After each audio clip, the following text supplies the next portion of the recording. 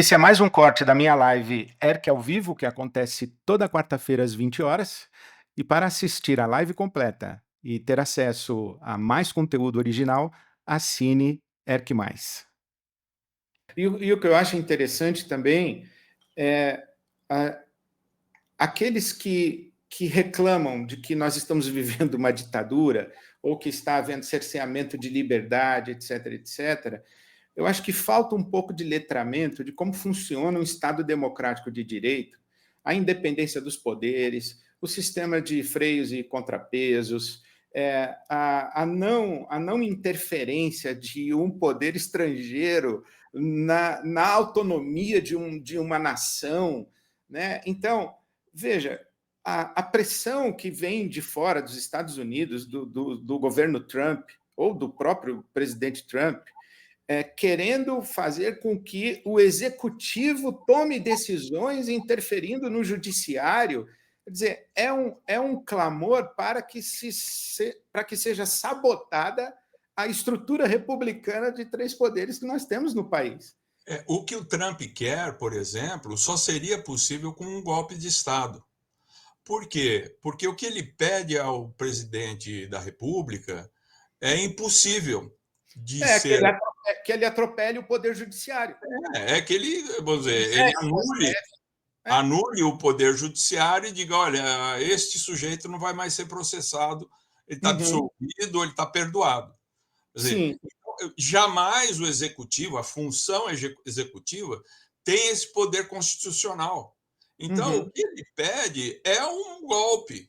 Na verdade, em síntese, em última análise, o que o presidente dos Estados Unidos está pedindo como interferência é que o presidente brasileiro aplique um golpe de Estado, dissolva o Judiciário e o Supremo Tribunal Federal e ele aplique o perdão ao réu, a este réu e aos outros réus. Aos outros tantos, né? Então, quer dizer, isso mostra, no mínimo, o que você disse, ou é mal intencionado ou é falta de letramento. E eu não acredito na segunda hipótese.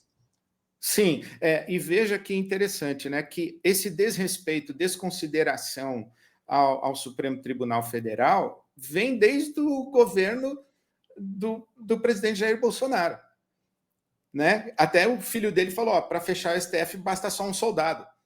Né? Já tinha isso, já está faz tempo, né, na índole desse governo, e eu acho que está muito claro. Agora, uma outra coisa também que eu queria observar é que, evidentemente, que essa nossa conversa, algumas pessoas vão nos ouvir e vão dizer, o Ed está completamente equivocado.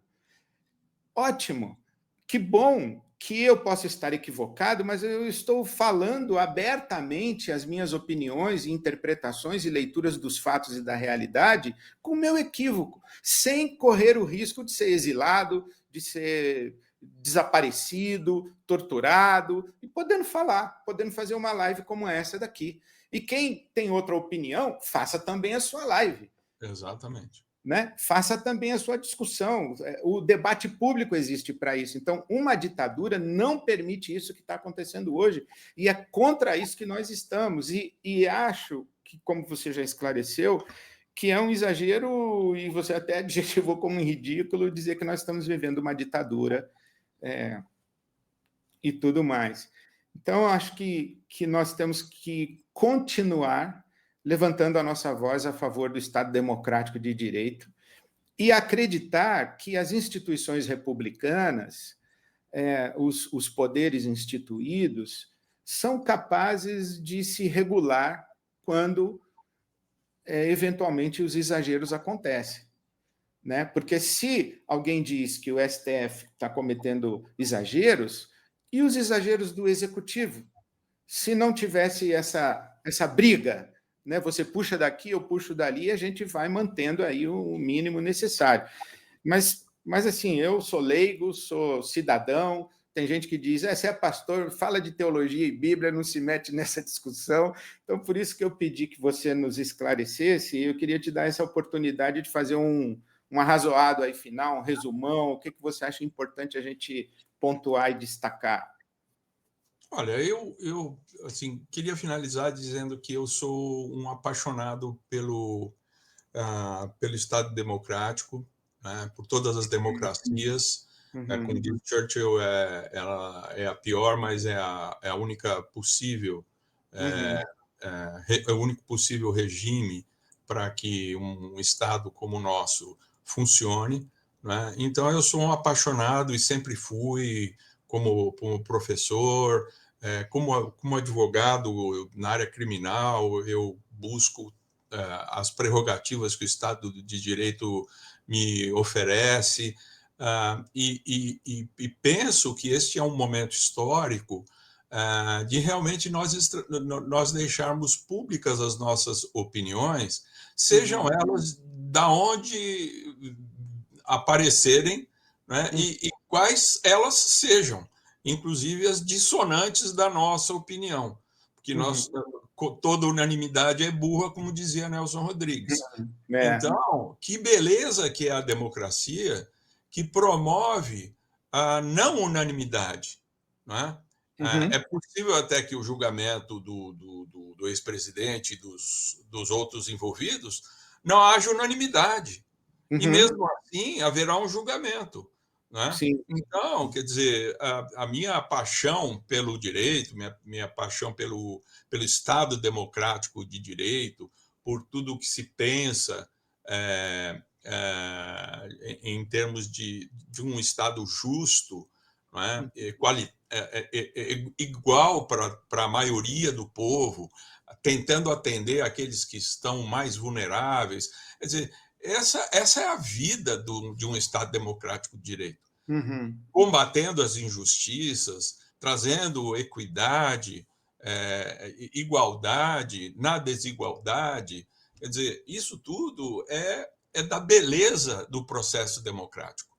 uhum. Então, eu só queria dizer que nós realmente estamos vivendo um momento muito difícil, muito fraturado da sociedade, mas que eu ainda creio que o Estado vai conseguir equilibrar mais esta crise. Nós passamos uma crise em janeiro de 23, além das outras tantas que a história já nos mostrou. Mas nós Sim. passamos por uma crise seríssima em 23. O que aconteceu Uhum, no dia 8 de janeiro de 23 realmente vai ficar marcado na nossa memória, na nossa história, e tudo isso que está acontecendo hoje tem a ver com este momento de dor que nós passamos lá, de sim. perplexidade e de busca da justiça e de reparação a tudo quanto foi feito. A gente não pode apagar das nossas mentes os atentados que foram feitos, as tentativas de assassinato do presidente, do vice, do ministro. Uhum, Enfim, a gente não pode apagar da nossa memória, porque é isso que nos justifica como cidadãos brasileiros. É ter uhum. memória para poder lutar contra as injustiças. Atualmente são essas, amanhã poderão ser outras. E eu acho que vamos dizer, o nosso maior desejo é que a gente sempre esteja, apesar do tempo, mais Uhum, preparado, mais letrado, mais instruído e mais em paz para que a nossa instituição democrática chamada Estado brasileiro uhum. seja mais sólido, mais justo e mais distributivo em prol da paz desse país. Amém. Amém. Essa é a nossa oração, nosso compromisso, né? Nosso compromisso. Eu falei que ia te dispensar, mas eu estou querendo te usar mais um pouco. Você diria que a nossa democracia ainda está na adolescência? Ela é incipiente? Nós estamos aprendendo a democracia ainda? E que tudo isso que está acontecendo, de certa maneira, é bom para dar robustez para a nossa caminhada democrática? A nossa democracia, a gente for buscar, pelo menos da época da República para cá, ela vive de soluços, né, democráticos. Né? A Uhum, gente tem soluços democráticos. Né? E o último grande hiato que nós estamos tendo é da Constituição de 88 para cá. Então, Uhum. nós vamos fazer aí 40 anos de história, de Uhum. vivência democrática. É Para uma pouco, né? democracia Uhum. que a gente vê no cenário do planeta, nós Uhum. somos ainda muito novos e estamos aprendendo com as nossas dores, né? Sim. Uhum. O que importa saber é como estamos lidando com esses aprendizados e o que vamos fazer de novo para as próximas gerações. Quer dizer, o Sim. que vamos deixar de legado para as próximas gerações. Quem serão os próximos juristas? Quem serão os próximos pensadores de um país democrático e justo daqui a 40 ou 50 anos? Então, Sim. eu acho que essa é a nossa missão, né, de sermos voz para uma parte da população que pensa num Estado democrático de direito. Então, eu acho que esse é o nosso papel, mas nós somos muito novos em termos de aprendizado democrático. Uhum. E estamos aprendendo todo dia, aos trancos e solavancos, mas eu acho que nós estamos suportando de maneira muito valente Uhum. essas instabilidades, inclusive com interferências de governos estrangeiros. Uhum. Que Deus tenha misericórdia do nosso Brasil, tenha misericórdia da igreja no Brasil, das pessoas que formam opinião, e não opinião no sentido de levar para o lado A, o lado B, o candidato Y ou Z, mas que formam opinião no sentido de consciência crítica, que formam opinião no sentido da educação e da formação cívica do nosso país, e que levantam a sua voz pela liberdade, pela justiça e pela paz. É isso que eu tenho, esse compromisso, esse desejo de levantar a minha voz pela liberdade, pela justiça e pela paz. Que a nossa, que a Muitíssimo. nossa Bíblia como cidadão, seja a Constituição. É isso que Uhum, essa é a minha oração.